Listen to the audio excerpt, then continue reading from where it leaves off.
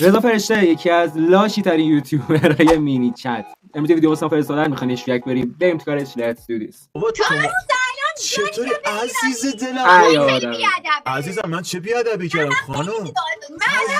خوشت نمیاد بلند شو برو نوار تو عوض کن تا ما حرف بزنیم با این خانم. حاجی مستقیم میرینه به طرف، اینش خیلی خوبه.